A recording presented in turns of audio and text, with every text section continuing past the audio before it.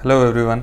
अभी तक हमने पढ़ा वेक्टर्स को कि वेक्टर्स कैसे लिखे जाते हैं और वेक्टर्स के बेसिक प्रोडक्ट्स क्या होते हैं, जिनमें हमने पढ़ा dot product, cross product etcetera. आज हम शुरू करेंगे exercise based on these concepts. So पहला न्यूमेरिकल है the angle between the vectors 2i cap plus 2j cap minus k cap and 6i cap minus 3j cap plus 2k cap is equal to। there are 4 options। अभी जो भी हम numericals करेंगे उसमें से हम कुछ ना कुछ सीखेंगे जो हमारे लिए यूज़फुल होगा। यहाँ पे न्यूमेरिकल करना इतना इम्पोर्टेंट नहीं है जितना उससे कुछ चीज़ें सीखना है। जब हम किसी न्यूमेरिकल को सॉल्व करेंगे तो उससे कुछ ना कुछ आउटपुट मिलेगा और उस पर्टिकुलर न्यूमेरिकल से हमने क्या सीखा उसको हम फ्यूचर के लिए स्टोर करके रखेंगे अपने माइंड में, ताकि हम नेक्स्ट टाइम जब भी उस कंसेप्ट की ज़रूरत पड़े हमें वो कंसेप्ट अच्छे से पता हो। चलिए शुरू करते हैं। तो इस क्वेश्चन में बोल रहा है कि हमें एंगल निकालना है दो वेक्टर्स के बीच में। जब भी इस तरीके के प्रॉब्लम्स दिए जाएंगे या कहीं पे हमें दो वेक्टर्स हैं गिवन है और उनके बीच का एंगल निकालना है, सबसे प्रेफरेबल वे होता है वो होता है डॉट प्रोडक्ट। हम डॉट प्रोडक्ट का यूज़ करेंगे। तो हमें ए गिवन है 2i cap plus 2j cap minus k cap, ये एक वेक्टर गिवन है। दूसरा वेक्टर हमें गिवन है let's say b is 6i cap minus 3j cap plus 2k cap. इस क्वेश्चन में कंसेप्ट क्या है कि हमें एंगल निकालना है और सबसे प्रेफरेबल वे होता है एंगल निकालने का dot product between two vectors. Okay, हम यहाँ से निकालेंगे। हमें पता है a dot B is equal to होता है a b cos थीटा। यहाँ हम इस इक्वेशन को यूज़ करेंगे। अब हमें पता है a हमें पता है, a डॉट बी कितना होगा, a डॉट बी होगा, हमें पता है a डॉट बी कैसे निकालते हैं, जो i का कोफिशिएंट है उसको i के कोफिशिएंट के साथ मल्टीप्लाई करेंगे, j के कोफिशिएंट को j के कोफिशिएंट के साथ और k के कोफिशिएंट को k के कोफिशिएंट के मल्टीप्लाई करके ऐड कर देंगे। यही a डॉट बी होता है। तो अगर हम बोलें a dot be in component form is ax bx plus ay by plus az bz। तो यहाँ से हमारे पास क्या आ जाएगा 2 into 6 plus 2 into minus 3 plus minus 1 into 2। Okay, इसको सॉल्व कर देंगे। This will B 12 minus 6 minus 2, this will B 4। a dot b is equal to 4। Okay, now हमें अब कैलकुलेट करना है इस फॉर्मूले को। अगर हमें यूज़ करना है तो हमने अभी तक a डॉट बी की वैल्यू निकाल ली। अब हमें वैल्यू चाहिए a की और b की। a क्या होता है, this is equation number 2। a क्या होता है, a is the magnitude of vector a। Magnitude of vector a का मतलब है square of 2 plus again square of 2 plus square of minus 1। ये आ जाएगा अंडर रूट। अगर इसको सॉल्व करेंगे तो आप देख सकते हैं 4 plus 4 plus 1 that is 9, that is 3। Okay, next b का मैग्नीट्यूड आएगा अंडर रूट, b वेक्टर है 6i cap means 6 square plus minus 3 whole square that is minus 3 whole square plus 2 square. ये आ जाएगा हमारे पास 36 plus 9 45 plus 4 45 plus 4 that is 49, that will be 21। तो हमारे पास अब a की वैल्यू पता है, b की वैल्यू पता है, a डॉट b की वैल्यू पता है। इन तीनों वैल्यूज़ को हम इस इक्वेशन में सब्स्टिट्यूट कर देंगे। हमारे पास क्या आंसर आएगा, a dot b is equal to A B cos theta. यहाँ से हम लिख सकते हैं cos theta is equal to a dot B की वैल्यू है 4 upon I'm so sorry, I have done some mistake here. This should be 7. Okay, so 4 upon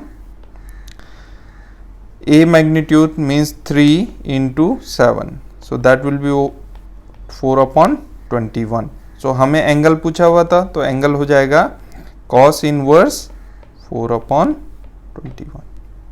So you can check which option is correct. So from here we can see the option D, C is correct. Okay. So इस question से आपने क्या सीखा कि अगर आपको कोई दो वेक्टर्स दिए हैं कंपोनेंट फॉर्म में और उनके बीच का एंगल चाहिए, तो हमें उन दोनों वेक्टर्स का डॉट प्रोडक्ट का फॉर्मूला यूज करना चाहिए. Okay, next question. Okay, so ये क्वेश्चन है the value of the constant m for which a subtends an angle 60 degree with b is equal to. Here what things are given? A given है हमें m I cap plus j cap plus √5 k cap, और b given है हमें 4 I cap minus 5 j cap plus √5 k cap, और हमें पूछा हुआ है for what value of m the angle between A and B, the angle between A and B is 60 degree. ये हमें पूछा हुआ है. सो हम यहाँ से इजीली कैलकुलेट कर सकते हैं. हमें पता है फॉर्मूला A डॉट B का. Again we will use the formula of A dot B is equal to AB cos theta. Theta हमें गिवन है, right. So A dot B हम यहाँ से निकाल लेंगे. अब हम डायरेक्टली करेंगे तो A डॉट B क्या आएगा? m into 4, that will be 4m, minus 5 into 1, that is minus 5, √5 into √5, that is plus 5, is equal to. a का मैग्नीट्यूड निकालेंगे तो a का मैग्नीट्यूड आएगा स्क्वायर रूट i के कोफिशिएंट का square, that is m square, plus j के coefficient का square, that is 1, और प्लस k के कोफिशिएंट का स्क्वायर, दैट इज 5, और फिर से अंडर रूट ये b का कोफिशिएंट निकालेंगे तो b का कोफिशिएंट आएगा 16 प्लस 25 प्लस 5, और cos 60 डिग्री एंगल हमें गिवन है. तो यहाँ से हम लिख लेंगे, ये 5 से 5 कैंसिल हो गया, तो यहाँ से हमें मिलेगा 4m इज इक्वल टू, यहाँ पे अगर हम सॉल्व करें तो ये आ जाएगा m स्क्वायर प्लस 6, और ये कितना आ जाएगा 30 अंडर रूट, यह आ जाएगा 30 plus 16, so okay, so 30 plus 16 that is 46,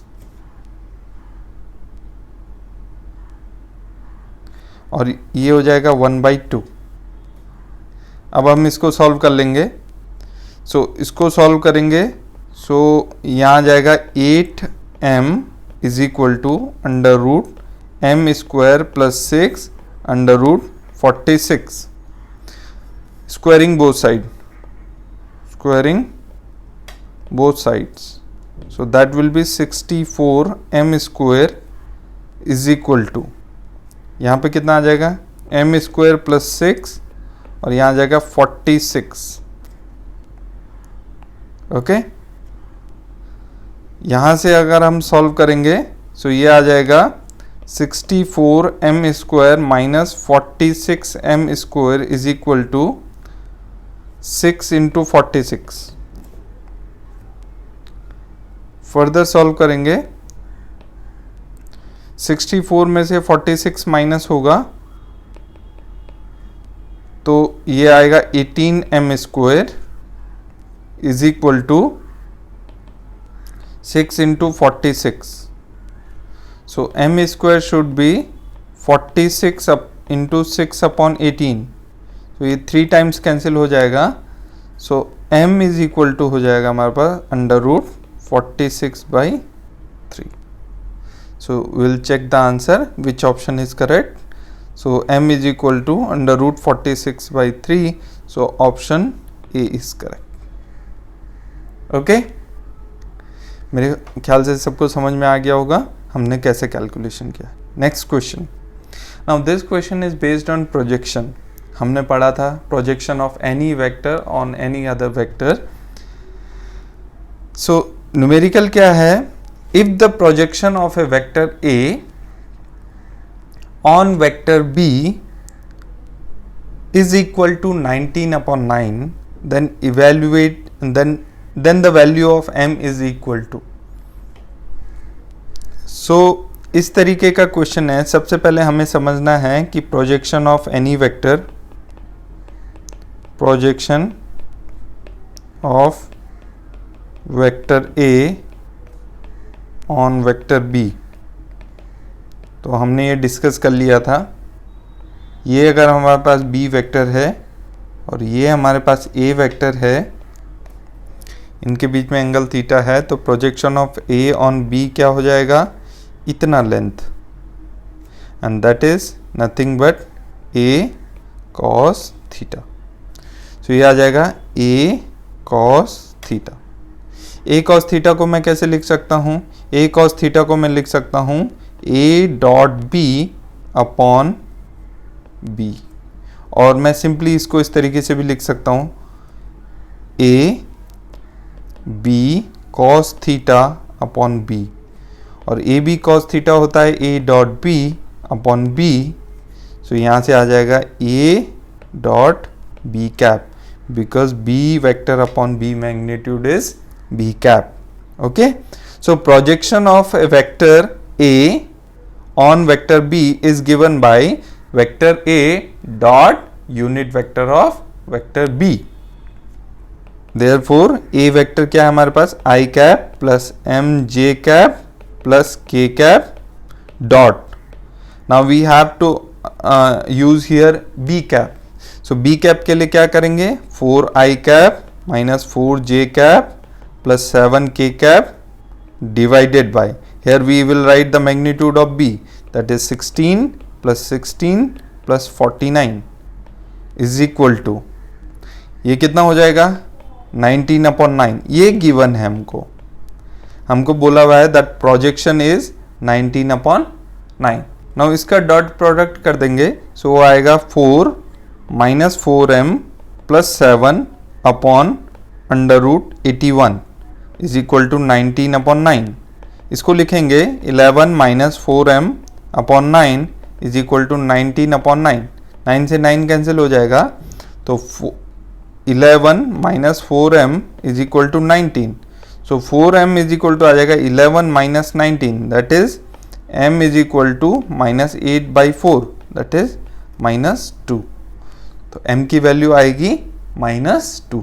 सो कौन सा ऑप्शन सही है, तो option D is correct. Okay, I hope सबकी समझ में आ गया। सो इस क्वेश्चन में हमें प्रोजेक्शन दिया था ए वेक्टर का बी वेक्टर पे, और उसकी वैल्यू हमें गिवन थी, तो हमने यहाँ पे क्या निकाला, projection of A on b, और बी का यहाँ पे हमने यूनिट वेक्टर निकाला, और उसको हमने किसके इक्वल रख दिया, जो वैल्यू हमें गिवन थी। ओके, आई होप सबकी समझ में आ गया होगा। Now we will move to another question. यहाँ पे ये क्वेश्चन है, for any vector a which of the following statement is true? Okay, so for any given vector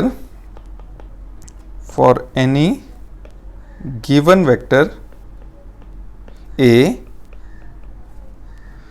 we can write it as like ax I cap plus ay j cap plus az k cap. This is the component form. This is the component form of a vector. Okay, ना उसमें बोल रहा है for any vector A which of the following statement is true. Option A is given to you where, so ये जो part है ये x component को डिनोट कर रहा है।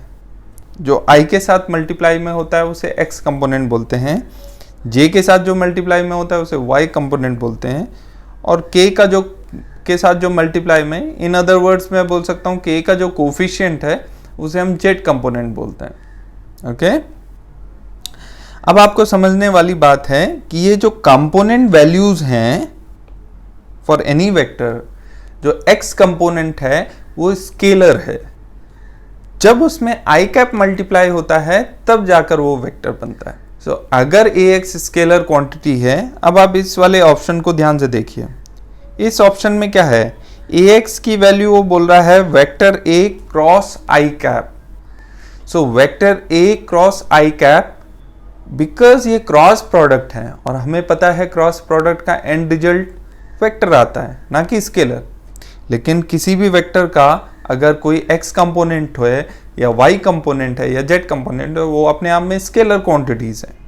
सो ये ऑप्शन तो सही हो ही नहीं सकता है। ओके, दूसरा option, again the same thing is there, again it is a vector. Second thing इसमें क्या है, इस ऑप्शन में, इस ऑप्शन को अगर एनालाइज करेंगे हम, ध्यान से देखिए, जब हम a क्रॉस i करेंगे, so when we are analyzing second option, when we will do a cross i, a cross i, we will get a vector perpendicular to a as well as i। इस vector का अगर मैं i के साथ dot product करूं, क्योंकि this entire thing is perpendicular to i cap, और उसका अगर मैं i के साथ डॉट प्रोडक्ट करूं तो हमें पता है दो वेक्टर्स, अगर कोई दो वेक्टर्स परपेंडिकुलर हैं तो उनका जो डॉट प्रोडक्ट है वो 0 आता है। इसका क्या मतलब हुआ, इसका मतलब हुआ इस पूरे वैल्यू, यहां पे डॉट प्रोडक्ट नहीं है, यहां पे डॉट प्रोडक्ट नहीं है, इन पॉइंट्स पे डॉट प्रोडक्ट नहीं है, लेकिन यहां पे ये डॉट प्रोडक्ट दिया है, तो इसकी वैल्यू क्या हो जाएगी 0, इसकी वैल्यू भी क्या हो जाएगी सिमिलरली 0, इसकी वैल्यू भी क्या हो जाएगी 0। तो ये ऑप्शन तो बेसिकली क्या बोल रहा है कि a 0 है। So that is also not correct. Now will analyse third option. अगर हम x कंपोनेंट क्या दिया है इसमें a dot i, we will analyse that part. So a vector है हमारे पास ax i cap plus ay j cap plus az k cap. अगर मैं i के साथ इसका डॉट प्रोडक्ट करूं तो क्या आएगा, यहाँ का i कोफिशिएंट ax है और यहाँ का i कोफिशिएंट 1 है, that is ax into 1 plus ay into 0 plus az into 0, क्योंकि इस वाले वेक्टर के पास y कंपोनेंट नहीं है, z कंपोनेंट नहीं है, तो हमको क्या मिल गया यहाँ से ax। यानी कि अगर हमें, जब हमने a वेक्टर को i के साथ डॉट किया सो हमें उसका क्या मिल गया, x कंपोनेंट मिल गया, राइट। सिमिलरली जब हम a का j के साथ डॉट प्रोडक्ट करेंगे तो हमें क्या मिलेगा, y कंपोनेंट मिलेगा, और ये z कंपोनेंट मिलेगा। यानी कि ये वेक्टर क्या है, a डॉट i हमने निकाला, that was ax, that is x component i cap, a dot j निकाला, that is ay j cap, a dot k निकाला, that is az k cap. So that option is correct, option c is correct. इस question से आपको सीखने को मिला, अगर आपके पास कोई वेक्टर दिया है ax i cap plus ay j cap plus az k cap, और आपको इसका, मैंने कहा x कंपोनेंट निकालो, तो आप क्या करोगे, x कंपोनेंट निकालने के लिए आप क्या करोगे, इसका जो ax होगा वो होगा a डॉट i। अगर मैं बोलूंगा y कंपोनेंट निकालो तो इसका ay होगा a डॉट j। ये कहीं ना कहीं पे कंसेप्ट्स यूज होंगे, जहां पर ये कंसेप्ट्स यूज होंगे वहां पे आपको रियलाइज होगा कि ये एक्सरसाइज बहुत इंपॉर्टेंट है। az is equal to a dot k। Okay, so ये आप ध्यान रखेंगे, अगर आपको a वेक्टर दिया है, आपको x कंपोनेंट निकालना है, y कंपोनेंट निकालना है, z कंपोनेंट निकालना है, तो आप इस तरीके से निकाल सकते हैं। Okay, now will move to next question. Now it is given to you that if a vector, b vector and c vector are three vectors such that a plus b plus c is equal to 0 and modulus of a or a magnitude is 3, b magnitude is 5 and c magnitude is 7, then find the angle between a and b। Okay, तो इसके solution में हम क्या करेंगे, हमें given क्या क्या है, गिवन है that a plus b plus c gives 0। Next जो पैरामीटर हमें गिवन है a की वैल्यू गिवन है 3, b की वैल्यू गिवन है 5 और c की वैल्यू गिवन है 7। हमें क्या निकालना है? Angle between a and b। Last question में हमने डिस्कस किया था कि जब भी एंगल निकालना होता है तो प्रिफर्ड वे होता है कि हम a डॉट b का फॉर्मूला यूज करें, लेकिन a डॉट b का फॉर्मूला अगर हम यहाँ पे यूज करेंगे so that will B ab cos theta. Okay, now a हमें गिवन है, b हमें गिवन है, बट हमें a डॉट b नहीं गिवन है और ना ही a और b कंपोनेंट फॉर्म में गिवन है, जिससे कि हम ax bx plus ay by plus az bz करके वेक्टर को फाइंड आउट कर सकें। तो हम यहाँ पे कैसे सॉल्व करेंगे प्रॉब्लम को? देखिए, हमें ये गिवन है that a plus b plus c is equal to 0 है। तो हम इसको क्या करेंगे? हम करेंगे a डॉट, इसके साथ a का मल्टीप्लाई कर देंगे, डॉट प्रोडक्ट कर देंगे, a plus b plus c। Let's say this is equation number 1 is equal to a dot 0, both side we will multiply by 8। So हमें क्या मिल जाएगा यहाँ से? a dot a plus a dot b plus a dot c। देखिए, हमको ये find out करना है क्योंकि हमें इस फॉर्मूले में यार a डॉट b चाहिए, इज इक्वल टू क्या हो जाएगा? 0। a डॉट a की वैल्यू होती है a स्क्वायर, आप लोगों को पता है, a dot b plus a dot c is equal to 0। यहाँ से हम फर्दर सॉल्व कर लेंगे। So a dot b plus a dot c is equal to minus a square, और a की वैल्यू गिवन है 3, so 3 square that is minus 9। So ये आ जाएगा a dot b plus a dot c is equal to minus 9। This is equation number 2। Similarly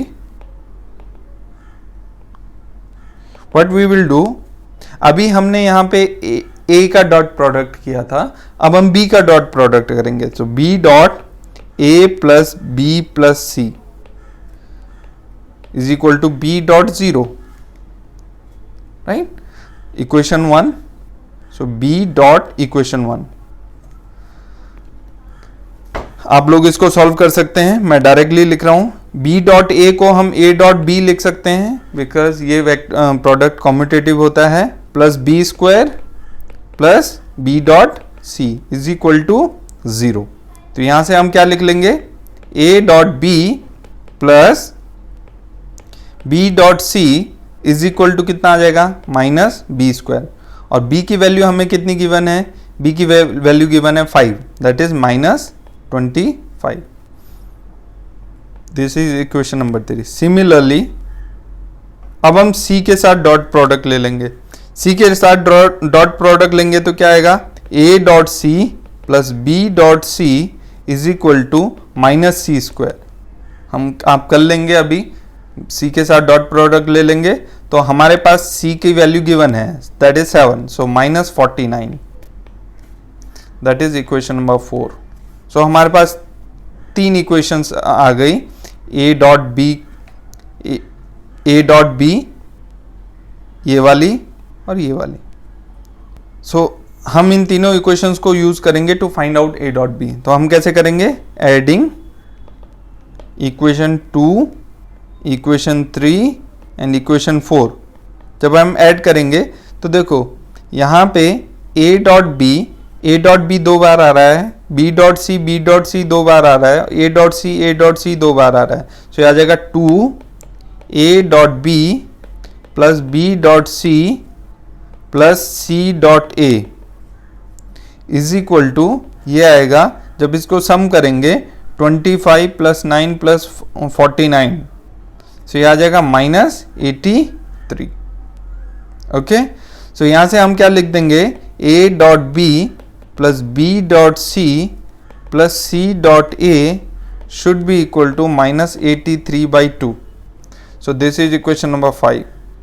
अब देखिए, मुझे a dot b की वैल्यू चाहिए, यानी कि इन दोनों को मुझे अब कैंसिल करना है। सो हम चेक करेंगे b डॉट c और c डॉट a वाली इक्वेशन ये है, हम इस इक्वेशन को यूज करेंगे।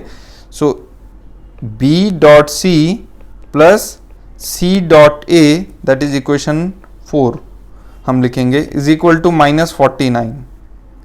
Subtracting both equations, so sign will change and ये दोनों कैंसिल हो जाएंगे, तो हमें यहाँ से a डॉट बी की वैल्यू मिल जाएगी. अगर आप यहाँ से a डॉट बी की वैल्यू निकालोगे तो -83/2 plus 49. So 49 that will be 98. -83 plus 98/2, that is a dot b की जो वैल्यू आ गई वो आ जाएगी हमारे पास 15/2. ओके, सो जो हमें वैल्यू चाहिए थी वो हमको मिल गई. This is equation number 6. So अब हम यूज करेंगे इस फॉर्मूले को a dot B is equal to A B cos theta. So a dot B की वैल्यू हमें गिवन है, दैट इज 15/2. a की वैल्यू हमें गिवन है, a की वैल्यू थी 3, b की वैल्यू है 5 and cos theta. So that will cancel down 15. So cos theta would be 1/2. From here we can see theta is equal to π/3. 60 degree के लिए ये 1/2 वैल्यू आएगी. तो cos theta is equal to π/3. So option D is correct. Okay, इसका एक alternate वे भी है जिससे हम इसको सॉल्व कर सकते हैं.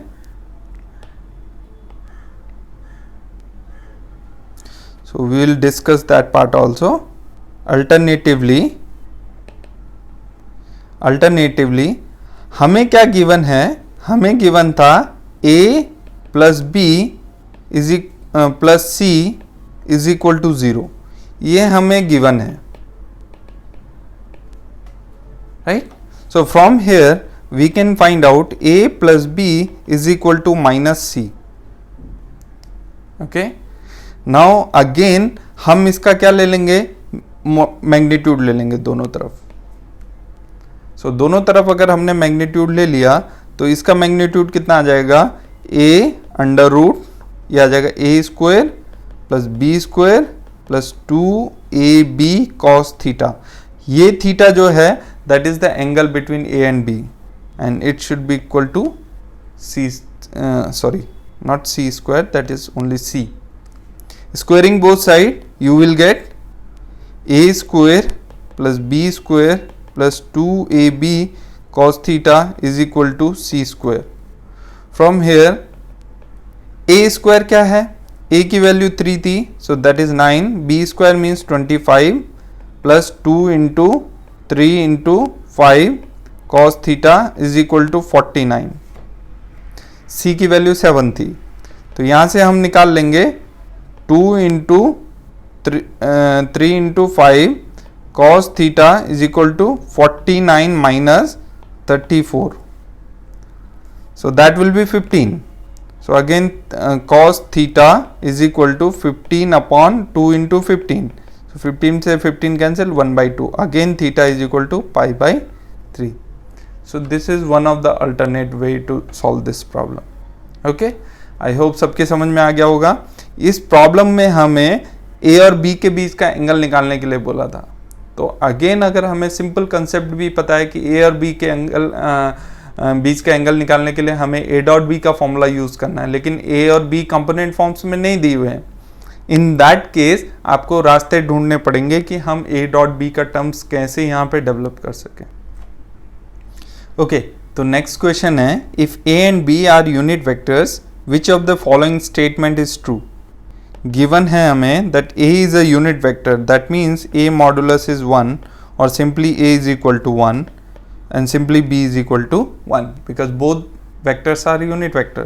In that case हमें इस प्रॉब्लम में क्या क्या निकालना है, ध्यान से देखो. इस प्रॉब्लम में दो चीजें डिस्कस की हुई हैं, एक तो mod a plus be discuss किया हुआ है, एक mod a minus be discuss किया हुआ है. तो हमको दोनों वैल्यूज निकाल के देख लेनी है, तो हम कोई ना कोई एक्सप्रेशन फाइंड आउट कर लेंगे. Let's say we will find out a plus b first. So a plus b mod would be simply under root a square plus b square plus 2ab cos theta. Okay, so after substituting this value here, so a का magnitude हमें पता है 1, b का magnitude 1 plus 2 into 1 into 1 that is again 2 and cos theta. So अगर हम इसको लिखें, so that we can write as 2 common लेके 1 plus cos theta. So this is nothing but mod A plus B. Okay. Now we know that cos 2 theta का formula होता है 2 cos square theta minus 1 या 1 minus 2 sine square theta या cos square theta minus sign square theta, right. कोई भी formula हम use कर सकते हैं. सो हम फिलहाल ये वाला फॉर्मूला यूज़ करेंगे. तो यहाँ से हम cos थीटा की वैल्यू निकालेंगे. तो 2 cos square theta is equal to यहाँ बनेगा cos 2 थीटा प्लस 1. एंड यहाँ से अगर हम बात करें तो ये आ जाएगा 2 cos square theta is equal to 1/2. ये आ जाएगा cos 2 थीटा प्लस 1. अब अगर हम यहाँ पे थीटा की जगह थीटा बाई 2 रिप्लेस करें तो क्या होगा, ये फॉर्मूला बन जाएगा cos square theta by 2 is equal to 1/2. ये cos थीटा की जगह थीटा बाई 2 रिप्लेस करेंगे तो 2 इंटू थीटा बाई 2. तो ये बन जाएगा cos थीटा प्लस 1. ओके. यहाँ से हम निकाल सकते हैं cos थीटा प्लस 1 की वैल्यू आ जाएगी 2 cos स्क्वायर थीटा बाई 2. इस वैल्यू को यहाँ सब्सटीट्यूट कर देंगे. तो इस वैल्यू को यहाँ सब्सटीट्यूट करेंगे तो क्या आ जाएगा हमारे पास, under root 2 into 2 cos square theta by 2. So यहाँ आ जाएगा 2 इंटू 2 दैट इज 4. 4 का स्क्वायर रूट लेंगे तो फिर से 2 आ जाएगा और cos थीटा बाई 2. तो ये आ जाएगा हमारा magnitude of a plus B is equal to 2 cos theta by 2. तो यहाँ से हमारे पास क्या आ जाएगा, cos theta by 2 is equal to 1/2 magnitude of a plus b. Okay, now we will check which option is correct. So cos theta by 2 is equal to magnitude of a plus, this option is correct. Now again we have to check for a minus b also. From here what we will get, under root ये मिलेगा हमें a square plus b square minus 2ab cos theta. Okay, again A और B unit vectors हैं तो ये values 1 1 होंगी. So again हम लिख सकते हैं 2 minus 2 cos theta. From there we can take 2 common, that is 1 minus cos theta.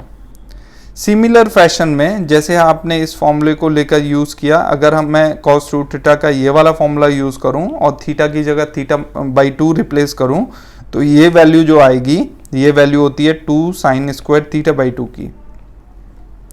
तो हमारे पास क्या आ जाएगा answer, under root 2 into 2 sine square theta by 2.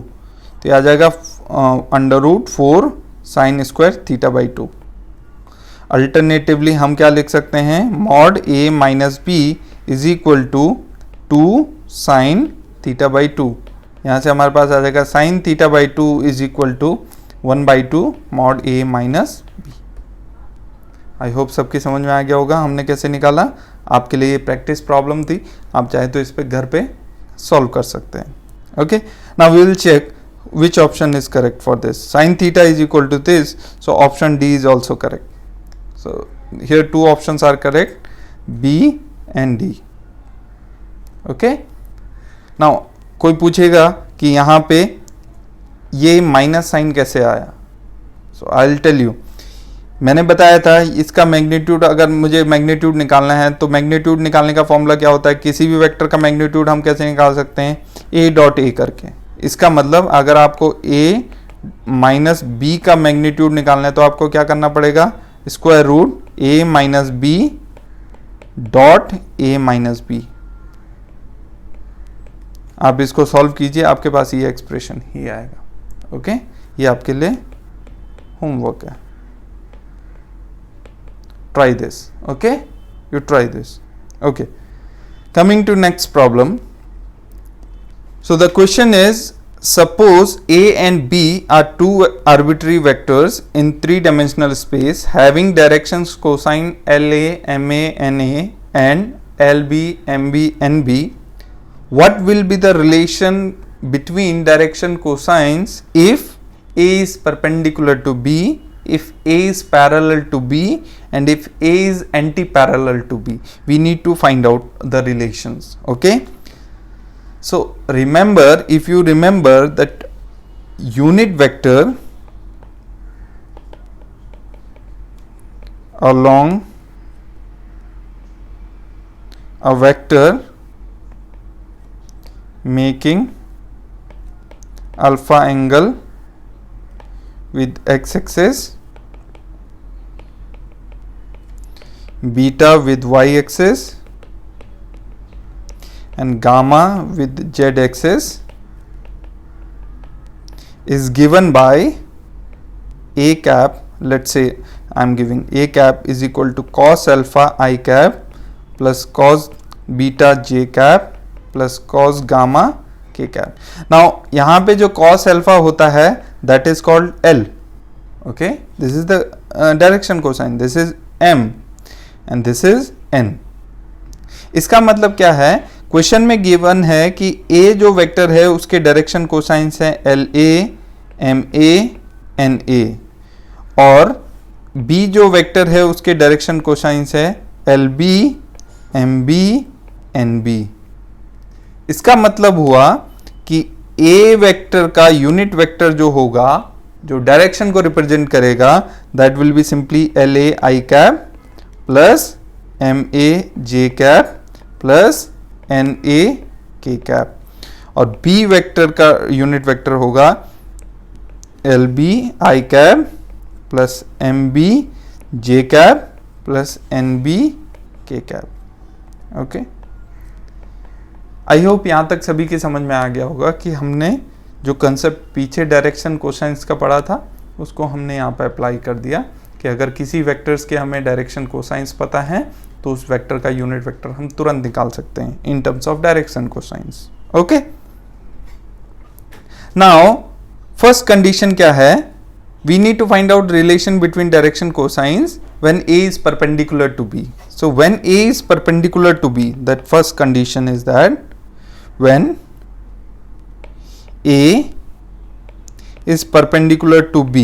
इसका क्या मतलब हुआ है कि जो यूनिट वेक्टर हैं they are also perpendicular to each other. Simple. If they are perpendicular to each other, then simply we can write A, if two vectors are perpendicular, then we know the condition that their dot product is always 0. So from here what we can find out, that is LA, LB. We will use these two vectors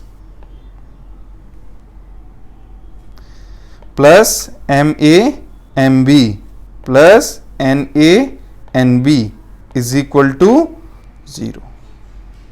So this is very important condition. If two vectors are perpendicular, then term of product of direction cosines is 0. Okay. Second condition क्या थी, when A is parallel to B. So when A is parallel to B, इसका मतलब है unit vector is also parallel to B. So when A is parallel to B, we know that the cross product of two vector is always 0. So from there we can find out I cap, J cap, K cap, that is LA, MA, NA, LB, MB, NB is equal to 0. So from here if you I cap, this will be MA, NB minus MB NA plus J cap. J cap में हम NA से start करेंगे. So NA LB minus LA NB NB plus K cap. K cap so ये हो जाएगा. So this should be actually zero vector, null vector. So null vector K cap, this should be LA MB minus MA LB is equal to null vector. So if it is null vector, what does it mean? That simply ये जो coefficient है, ये जो coefficient है, ये जो coefficient है, ये ज़ीरो हैं. तो अगर हम पहले वाले कोफिशिएंट को जीरो रखें, so MA NB is minus MB NA is equal to 0. इसका मतलब हुआ MA upon MB is equal to NA upon N B. अगर हम इस कंपोनेंट को 0 रखें तो ये आ जाएगा N A L B minus L A N B is equal to 0। So यहाँ से आ जाएगा N A L B is equal to L A N B, और यहाँ से आ जाएगा N A upon N B is equal to L A upon L B. So simply we can write N A upon N B is equal to M A upon N B और L A upon L B is equal to N A upon N B. अगर हम इन दोनों equations को मिला दें आपस में तो इन दोनों इक्वेशंस को कंबाइन करके हम लिख सकते हैं L A upon L B is equal to M A upon M B is equal to N A upon N B. Okay, so this is the condition when two vectors are parallel to each other. Third condition थी, okay, now if two vectors are parallel we can find out one more condition, right? So we if we find out a dot b, then a dot b is equal to a b a b cos theta. Now a b cos theta, a is 1, b is 1 because they are unit vectors, right? A cap and b cap are unit vectors, and cos theta, since they are parallel, so cos 0 degree, so entire thing is 1. इसका मतलब क्या आया, a dot b unit vector a dot b हमने अभी निकाला था, यह आया था L A L B M A N B M A M B N A N B. So ये वैल्यू 1 के इक्वल आएगी। तो इसके लिए एक और कंडीशन आ गई पैरेलल के केस में, L A L B plus M A M B plus N A N B is equal to 1. Okay, so this is another condition when A is parallel to B. Okay, ये conditions आपको ध्यान रहनी चाहिए, कई जगह काम आ जाएंगी। जब हम क्वेश्चन सॉल्व कर रहे होंगे तो डायरेक्टली हम इन कंडीशंस को यूज कर सकते हैं। थर्ड केस है, third case when A is anti-parallel to B. When A is anti-parallel to B, again A cross B is again 0 because A cross B में क्या आता है, sin theta. Anti-parallel है means theta is equal to 180 degree, right? So anti-parallel के case में in case theta is equal to 180 degree. So A cross B because sin theta आएगा, that is A magnitude B magnitude sin 180 degree. But since यहाँ पे sin 180 degree आया तो sin 180 degree 0 होता है, तो ये भी 0 हो जाएगा। सो इन दैट केस अगर मैं सॉल्व करूँगा तो सेम कंडीशन यहाँ पे अपीयर हो जाएगी। So again I can write, I don't want to solve it again, so L A upon L B is equal to M A upon N B, M B is equal to N A upon N B. ये हो जाएगा हमारे पास same condition as parallel. But अगर हम a dot b से इस condition को फाइंड आउट करें, so in that case L A L B plus M B plus N A N B. अगर हम यहाँ पे देखें तो यहाँ पे cos थीटा की जगह cos 180 डिग्री आएगा, cos 0 की जगह, और cos 180 डिग्री -1 होता है। So in this case that will be -1. This is the only difference.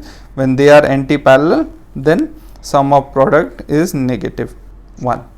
Okay, next question. Now here we need to find out area of triangle PQR having vertices.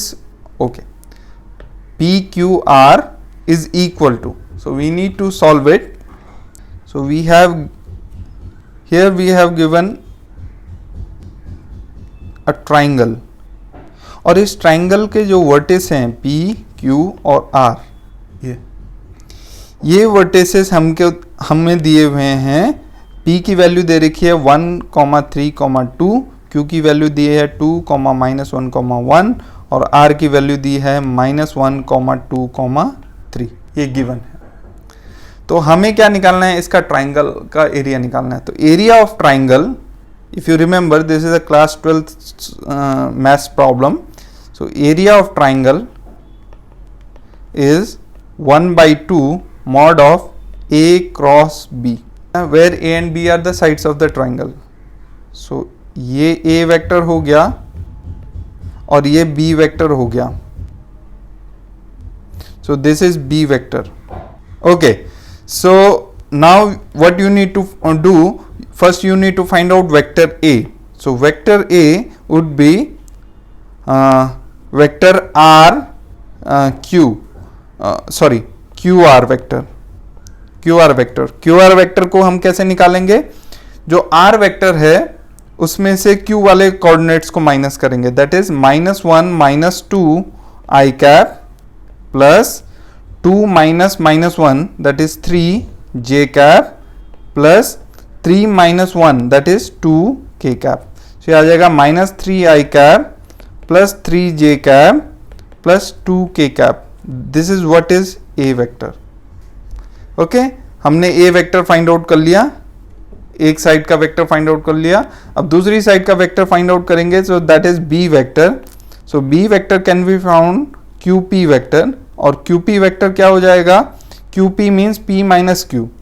सो ये आ जाएगा 1 -2 that is -I cap, 3 -1 that is plus 4 J cap, 2 -1 that is K cap. So ये B vector हो जाएगा हमारे पास, ये B vector हो गया. Okay, so when we know the A vector and B vector, then we will find out A cross B. सो A cross B would be simply I cap, J cap, K cap, -3 3 2 and this will be -1 4 1. सो ये आ जाएगा I cap, 3 -4 2 8 plus J cap 2 -2 और plus 3 plus K cap, ये आएगा -12 plus 3. सो आ जाएगा हमारे पास -5 I cap plus J cap -9 K cap. This is A cross B. अब हमें निकालना है एरिया ऑफ ट्राइंगल, जो कि होता है mod of A cross B divided by 2. सो हम क्या करेंगे? Mod of A cross B find out करेंगे. तो वो आएगा √25 प्लस 1 प्लस 81. ओके, सो आप फाइंड आउट कर लेंगे 25 plus 82. So that will B 80 plus 20 100. So that would be 107. So √107. So therefore area of triangle PQR would be half of A cross B. So that would be half of √107. We will check the options. So option is half 107. So option A is correct. Okay.